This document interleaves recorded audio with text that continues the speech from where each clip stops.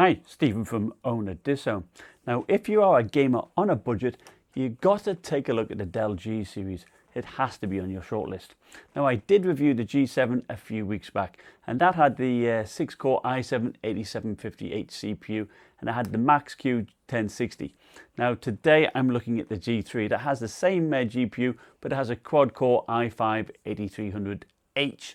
Now that turbo's up to 4 GHz, which is 200 MHz higher than the i7 7700H, which it replaces, and it's even 100 MHz higher than the i7 7820HK.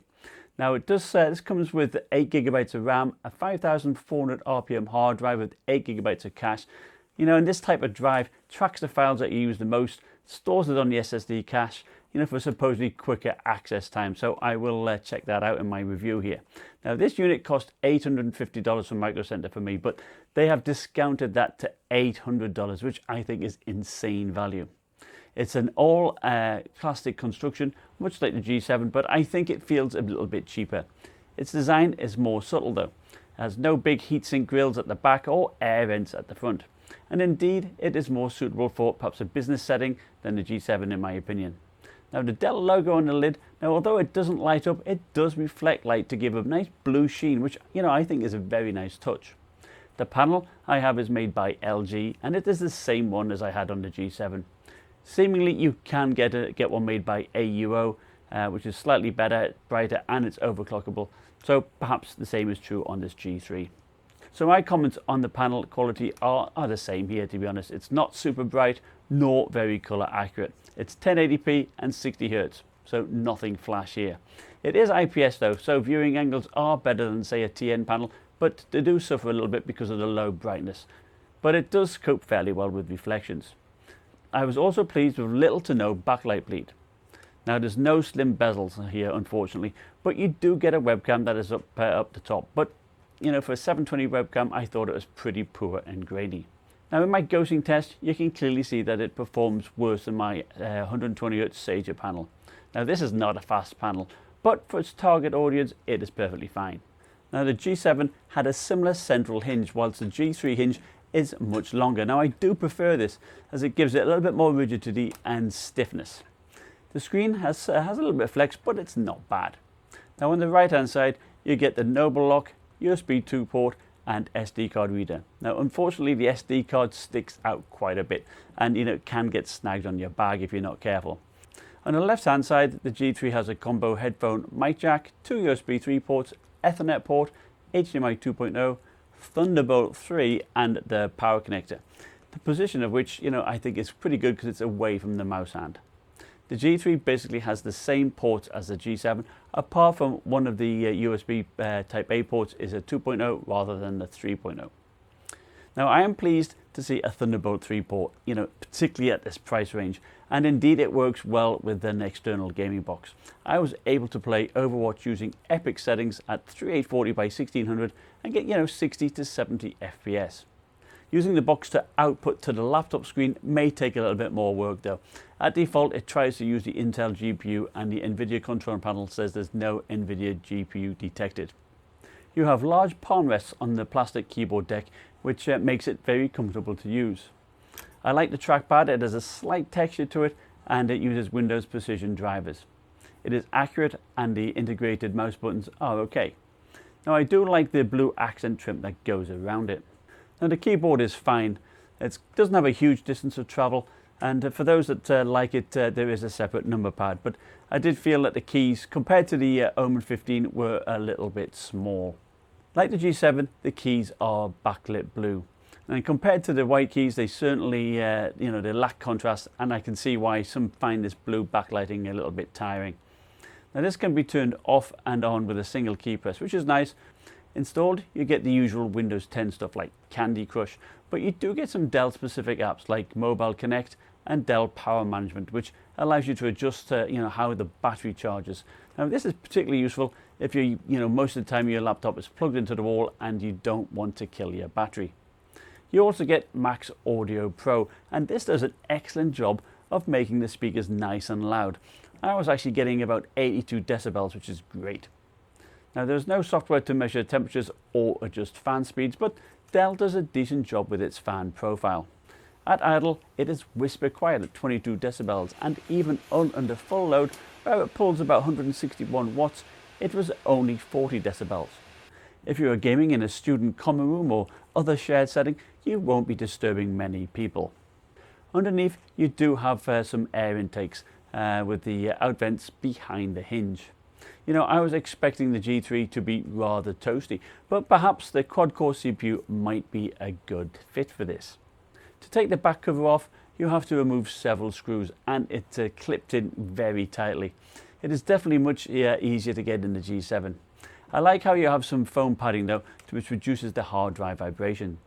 You get the 56 watt-hour battery, which is good for just short of 4 hours, and you have the CPU here with 2 shared heat pipes to the GPU. Now, 2 RAM slots are available, making it easy for upgrading to the max of 32 gigabytes. Now, my 8 gigabytes is running dual channel, which is great. On the right hand side is the M.2 PCI Express SSD slot. You have the CMOS battery and the Wi-Fi card. I like how everything is nice and open, easy to upgrade or repaste. In contrast, the G7 has a shell which needs to be removed in order to do any repasting. I wanted to test to see how well that 5400 RPM hard drive did over time. Would that 8 gigabyte of cache help it perform more like an SSD? Well, unfortunately not. Opening handbrake was much slower than on the Omen 15, and even Cinebench was a tad slower. I would say that in general use, it was okay, you know, once it got going, but it definitely took longer to open up games. So I would seriously, suggest cloning the OS to an SSD. So here we have the thermal image under full load.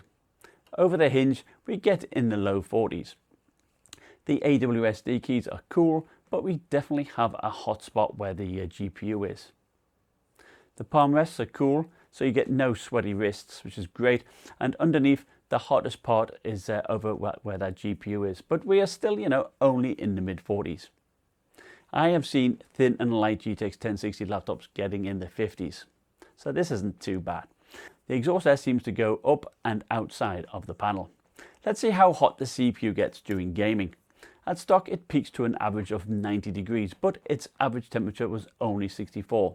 So yeah, you get the spikes, the fan kicks in, and then it drops quite nicely. The G7 actually got a little bit cooler, but that's to be expected. But, not by much. So perhaps the 4-core CPU does actually help. When overclocked and undervolted, that gap closes. We see a max average of 80 degrees and an average of 60. You really can't complain at that. Now let's look at the GPU. At stock, the GTX 1060 was pretty much the same as the G7, a max average of 65 degrees and a low average of 48. The average boost clock was 1653 MHz, which was actually similar to that on the G7. Overclocking and undervolting actually saw a great improvement in boost clock to 1829 MHz with no increase in temperature. On average, this gave a 13% improvement in frame rate, and to be honest, it is a no-brainer. Gaming on it is fun. I had no crashes, no noticeable stuttering, and I played Overwatch, which played fantastic. I was able to play using epic settings at 1080p. The CPU averaged 62 degrees, with spikes at 92, and I averaged 90 FPS. Undervolting brought this to a max of 80 degrees and actually increased the frame rate to 98. Overclocking it really made it shine, even outperforming the Omen 15. I was asked to test Assassin's Creed, and the newest one I had was actually Syndicate, but at ultra high settings, this is still a pretty tough game to play. I saw minimums in the low 30s, and the CPU peak temperature was at 91 degrees, averaging 58. The CPU maintained a good average clock of 3900 MHz, and it boosted up to its 4 GHz, no problem. An undervolt actually brings the peak temperature down to 81, so that is definitely worth doing. I got an average of 38 FPS at stock and 40 when overclocked, pretty much on par with the Omen 15. Far Cry 5 at ultra settings sees similar clocks and temperatures as Assassin's Creed. The CPU averages 3900 MHz, but I did see minimums of 27 FPS at stock, but at an undervolt sorted this out and I got about an average of 40 FPS, at minimum. Performance is slightly behind the G7, only a couple of FPS, so, to be honest, you won't notice that. Doom is a game that loves a fast CPU, even at ultra settings, so it is interesting to see how the quad-core CPU would get on in this G3 versus the hexa-core, in say the Omen 15. Average CPU temperatures was 69 degrees and it peaked at 90, but clock rates remained high. I saw minimum frame rates of about 70. On average, at stock we get 102 FPS, which is good 10% behind the regular GTX 1060 6-core laptops like the Omen 15. I don't think it's due to the max Q either. The GPU clock rate when overclocked was 1860 MHz, and that only got 106 FPS. The boost clock is the same as the stock clocked Omen 15, so it has to be the CPU. Rainbow Six Siege at max settings puts more emphasis on the GPU. This actually is reflected in cooler CPU temperatures as well, which average 68 and peaks at 86. One common thing though was that the low minimum rate was about 11 FPS. Still, the average was not too far away from the G7. TimeSpy sums up the relative performance pretty nicely. Basically, an overclocked G3 is like a stock clock G7, and since GPU boost clock was the same, it must be because of the quad-core CPU. Still, the difference is not huge, so perhaps if you do a lot of CPU intensive work, then that may be the deciding factor for you. You can boost the CPU performance by increasing all the multipliers to 40. Now this may not sound like much, but it really does help, and and it costs you nothing. As a result, the stock Cinebench score of 772, that is actually already on par with the stock i7 7820HK, gets a nice boost with this little tweak. In real-world applications such as handbrake, doing an encode, the i5 8300H shaves off about 1.5 minutes over the i7 7700HQ, but with the tweak we shave off another 2 minutes. And to be honest, the same is also true with Adobe Premiere Pro, handily beating the i7 7820HK and only 2 minutes longer than the 6-core G7. Max temperatures are in the 90s, so I do recommend undervolting. So what do I think of the G3? It's quite slim and portable. Its non-gaming appearance will appeal to those professional users despite its plastic build. It's sturdy enough and the trackpad is good. I would have preferred a bit more of a contrast between those blue keys and the keyboard deck though. The panel will not suit anyone relying on good color accuracy, nor the low refresh rate satisfying those hardcore gamers, but there is no denying it. At $800 it is exceptional value.